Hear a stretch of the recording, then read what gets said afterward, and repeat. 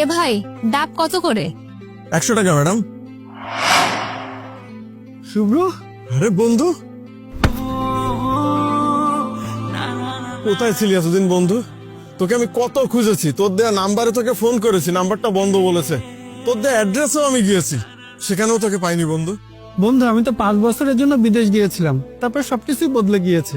সবকিছু বদলালেও বন্ধু তুই কিন্তু একদম আগের মতোই আছিস, একদমই বদলাসনি। এটা কে, আমাদের ভাবি নাকি? হ্যাঁ, এটা তোর ভাবি। আসসালামু আলাইকুম ভাবি, ভালো আছেন? আচ্ছা দাঁড়া, তোকে আমার বউর সাথে পরিচয় করিয়ে দেই। এই শুনছো, একটু এদিকে আসো তো, দেখো কে এসেছে। কি হয়েছে, ডাকছো কেন?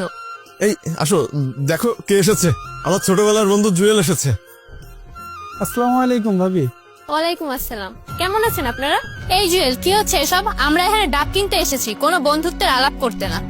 মাই, তুমি এটা কেমন কথা বলছো? ও তো আমার ছোটবেলার বন্ধু, ওর সাথে আমি কথা বলছিলাম। যাই হোক, তুমি এদের অবস্থা দেখেছো?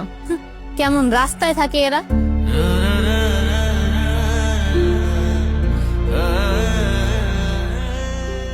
আচ্ছা বাদ দাও তো, আমরা তো ডাব নিতে এসেছি। বন্ধু, তো ভাবিকে ডাব দেখা।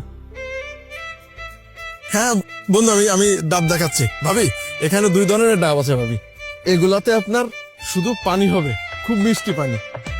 আর এগুলাতে ভাবি সরও হবে, মিষ্টি পানিও হবে। এখন আপনি বলুন না ভাবি, আপনাকে কোন ডাবগুলো দিব? আচ্ছা আচ্ছা, ঠিক আছে, দুইটা করে 2 ধরনের ডাবই দিয়ে দিন। হ্যাঁ ঠিক আছে ভাবি, আমি সব প্যাক করে দিচ্ছি।